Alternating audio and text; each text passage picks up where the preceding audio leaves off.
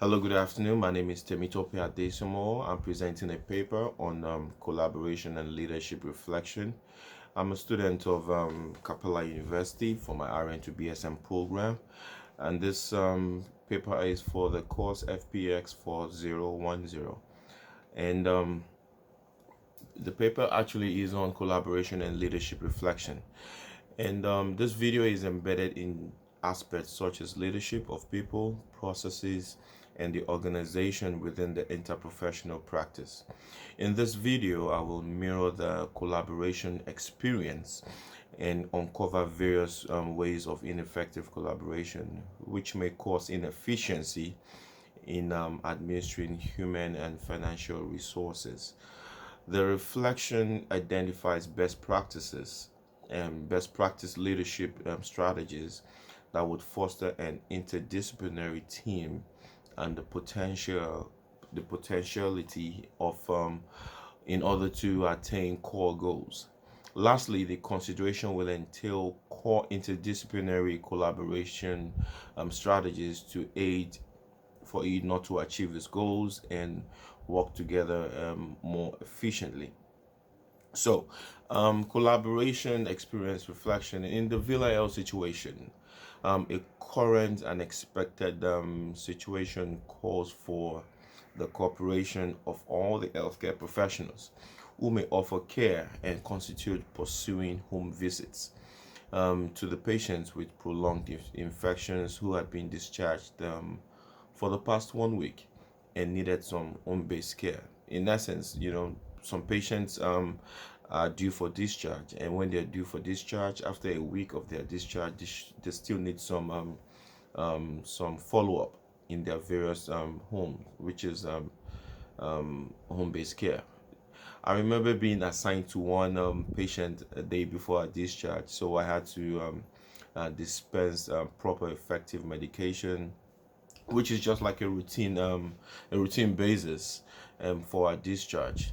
In due consideration, the Villa Health focused on decreasing the facility's readmission rate for the past 6 months, because when you discharge them, you want them to be in tip-top shape, and you don't want to keep readmitting them. That means something actually went wrong. So this is focusing on in the fact that we want due collaboration between all the healthcare professionals in order for this not to happen. So it was revealed that the patients owed various grievances regarding the health challenges, which necessitate cooperation amongst the key health providers. Handling patients gave me a sense of fulfillment despite the many challenges related to my medical activities. The health providers I work with to ensure quality and efficient services to the patients include respiratory therapist and an internal medicine doctor, a charge nurse, and a pulmonologist as well. There are various ways poor collaboration can result in inefficient management of human and financial resources. This includes incompetence, lack of support. And incompetency is one, lack of support is another one, and also compromise rules as well is also another one, and micromanagement is another one. Poor teamwork, and we know what poor teamwork can do. Poor teamwork doesn't make that.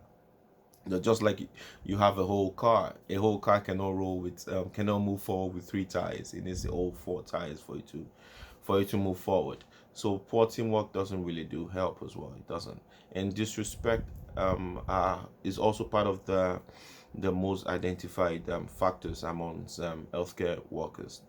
Disrespect is amongst healthcare workers. One saying something not so, or acting in a very disrespectful way to another healthcare professional can cause poor collaboration and in an organization as well. And studies have shown that shortcuts, disrespect, and lack of skills and expertise have tremendously caused harm to patients as well. However, miscommunication in the organization, such as the Villa case, cited as the most critical factor that led to inefficiency in managing resources.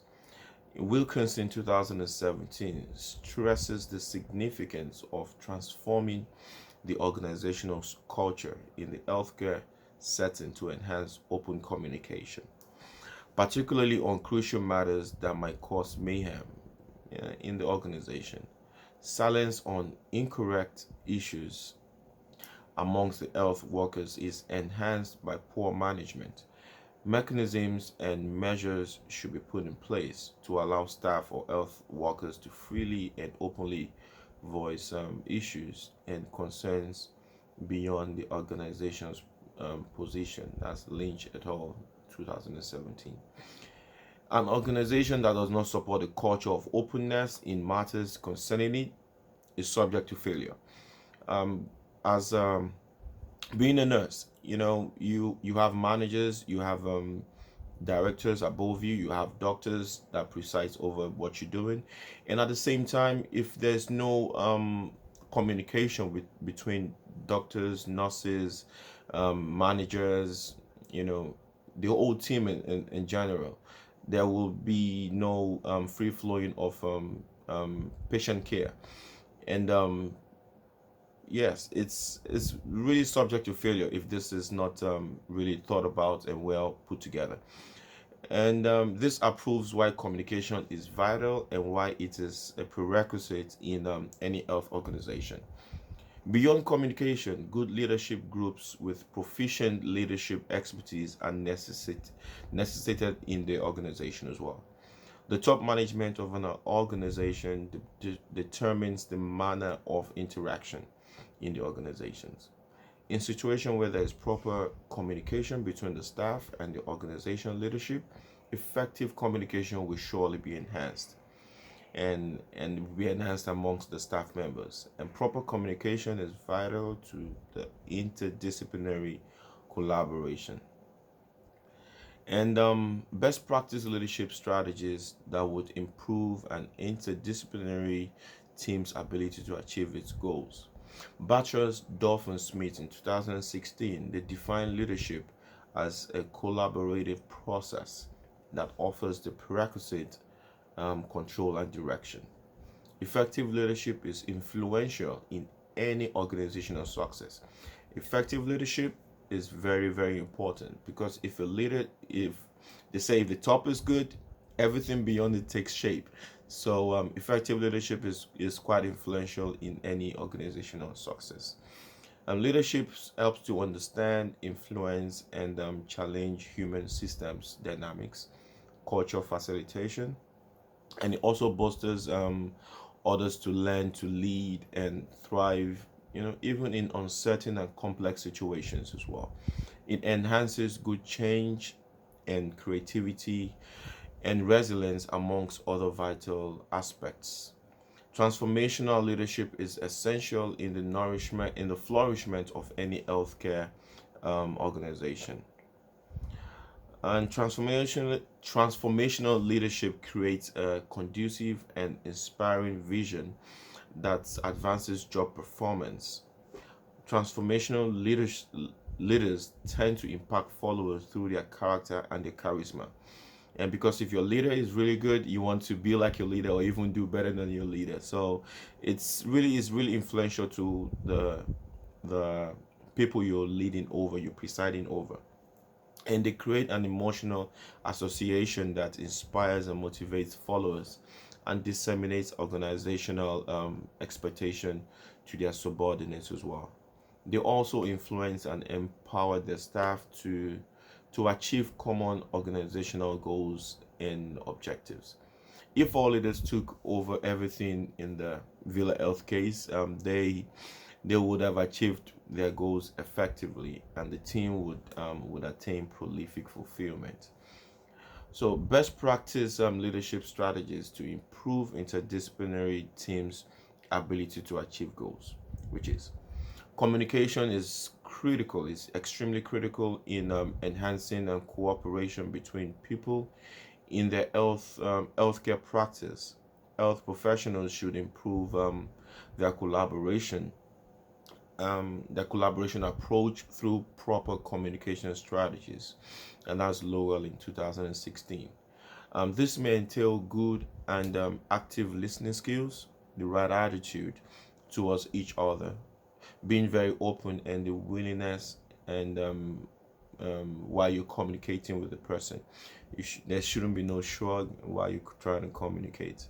It should come out of willingness. Unwillingness to discuss issues was a significant issue facing that behavioral health issue. In this case, nobody was willing to discuss the problems in order to identify the root cause of those problems. Also, there was no one with proficient knowledge to know the importance of communication due to lack of training on important aspects such as the ethics.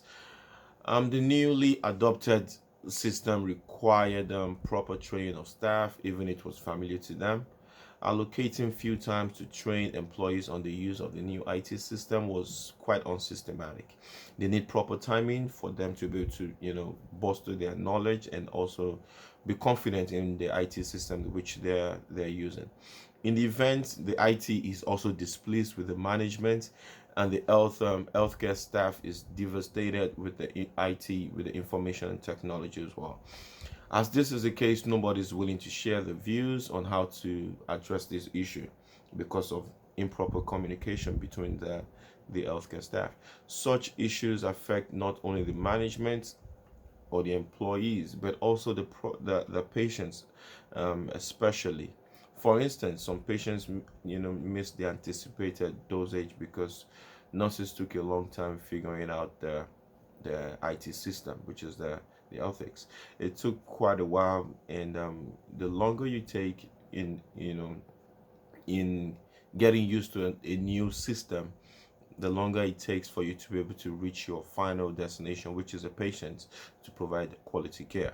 Patients' dynamic needs should be top priority of any healthcare organization. As such, there was need to train workers on the proper use of the systems. Strategies to enhance interdisciplinary collaboration include installing proper values and proper ethics as well, nurses' responsibilities as well, teamwork, and effective communication. And considering the event that occurred at the Villa Health, the above aspects were not considered. Respect between the management and the staff was also lacking. The administration does not want to take charge of such a lack of training to the employees concerning the ethics. In this case, there is no effective communication and teamwork taking place. So, in conclusion, communication is extremely vital in improving interdisciplinary approaches. Proper training of the staff is extremely critical, demonstrating of effective communication. And if the organization could opt, for training the staff about the effectiveness of the ethics, patient safety and healthcare would not be a jeopardy. So with this paper, I'm really hoping I'm able to buttress my points. Thank you so much.